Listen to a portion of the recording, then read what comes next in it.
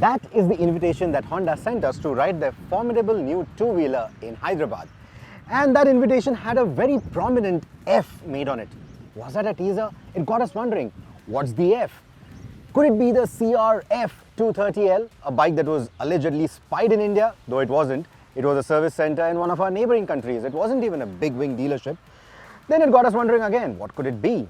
Could it be F for Forza 350, the maxi scooter that a few Honda dealerships in India sold to customers just to gauge their response? Well, it wasn't that either. What the F turned out to be is this, the CB300F.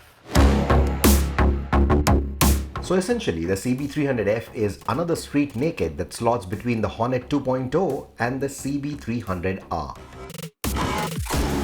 Unlike the Hornet 2.0 though, the CB300F has a more premium positioning and joins the CB300R at the Honda big wing dealerships, but undercuts the R by around 50,000 rupees on the ex-showroom price. You could call the CB300F a more aggressive and sportier looking alternative to the 300R, and that too at a bargain. But apart from the name and the wheel and tire sizes, there's nothing common between the 300 siblings. What the F uses in that sense is a completely new platform compared to the CB300R.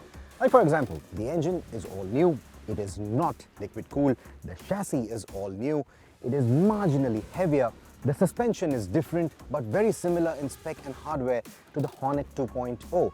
The brakes are smaller in diameter, the calipers are lower spec because they are actual, and there is a 5 ampere-hour battery which should be cheaper to replace. And then there's this beefy tank, 14-liter tank, which I think looks quite smart, and the overall styling looks very sharp like the Hornet 2.0. The LED headlight has a decent throw and spread, though I'm not a big fan of its super white color temperature. With the sharp face and tank shrouds, the CB300F looks smart in my opinion and has the right amount of aggression without going overboard with the styling. And despite that Street Fighter stance, it's pretty comfortable too. The way the tail and the seat is designed, getting astride the motorcycle is not too difficult, both for the rider as well as for the pillion. And a 789mm seat height means that getting both your feet flat on the ground shouldn't be a problem for most average Indian heights. You do get a bit of a bucketed feel in the rider's seat, and that's because of the large tank and the way the rear seat rises. But it's a nice, secure feeling. I also like the way the knee recesses have been designed. So they give you a good grip of the tank despite this matte finish, both under braking and also while cornering. One little matter of worry is that this panel right here is already picking up a lot of scuff marks, and these are fairly new motorcycles, almost brand new. I think only 3 or 4 days of riding, and it's already picking up a lot of scuff marks. But otherwise, the riding geometry is quite nice. It's not too commuterish and not too aggressive at the same time. So long distances in this saddle hopefully shouldn't be a problem. Now our ride is not too long here, but I think touring with this motorcycle is not going to be a big matter of worry. Again, pillion comfort is also going to be quite good, and the way the foot pegs are designed, the geometry for the pillion is also going to be quite comfortable even for those long distance journeys that we are talking about. Yes, it's marginally heavier than the CB300R, yet very manageable even with a pillion. It's easy to maneuver in city traffic and quite stable at highway speeds as well. Compared to the CB300R, the suspension setup is actually quite soft, not just at the front but also at the rear, and when you have a heavy pillion, it sags quite a bit. So adjusting that preload becomes very, very important. Thankfully, it is easily accessible.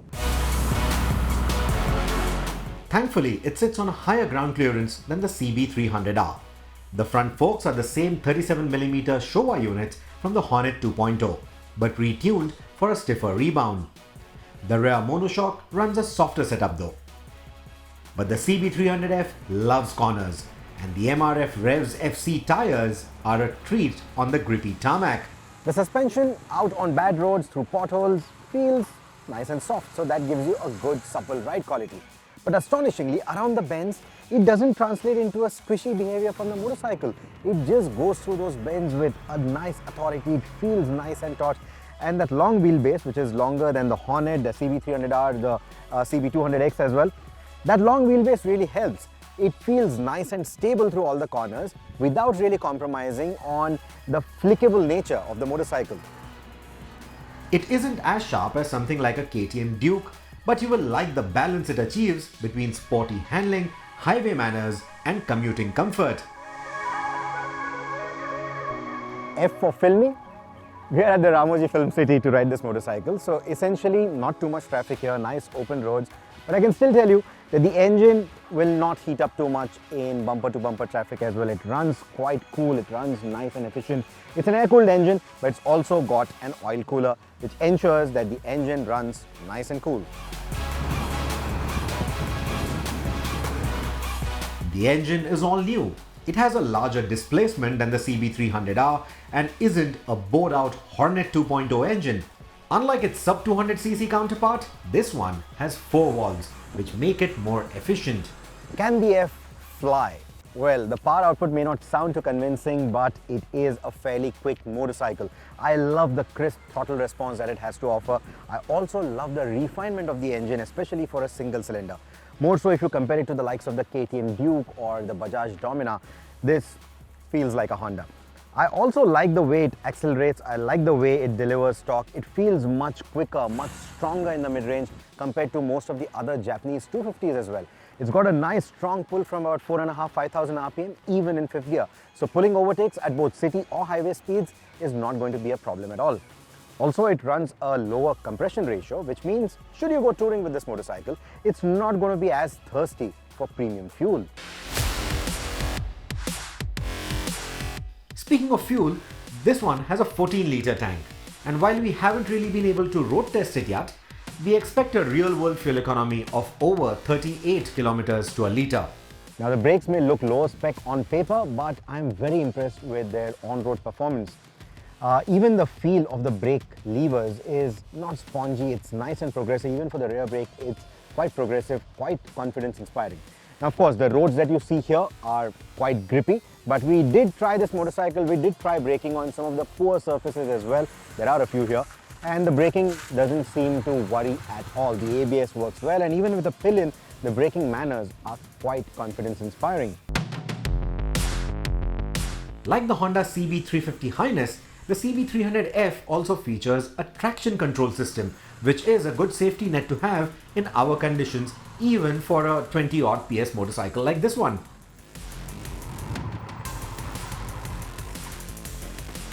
So yeah, it may sound a bit down on power and a bit high on the asking price, but then again, the Japanese reliability, the Honda refinement, the cost of Honda service, all of these are positive factors that will continue to work in the favor of this motorcycle. Oh, and it doesn't feel like a 24 PS motorcycle. The meaty torque spread makes it feel quite fruity than what the specs suggest. And it's the kind of package that you can enjoy at speed or even while puttering around town at 40 kilometers an hour in 5th gear. The gearing feels spot on in that sense. It's only around the fast switchbacks and twisties that I thought the 8,000 RPM red line was being hit far too quickly. But otherwise, the motorcycle has left me impressed. After spending time with this motorcycle, with the kind of chassis geometry it has, the kind of wheelbase it has, the kind of performance it has from the engine, I think a better introduction for this new 300cc platform would have been a CB300X instead of the F. They already have two street nakeds in the portfolio, the Hornet 2.0 and the CB300R. So an adventure tourer with this kind of geometry, this kind of an engine performance would have been a more convincing launch for the platform. And after the success of that platform, then they should have done a CB300F and even the CB200X for that matter, because that would have attracted customers of different tastes and different pocket sizes. And that way, I think it would have been a much better strategy, a much stronger portfolio around this space for Honda.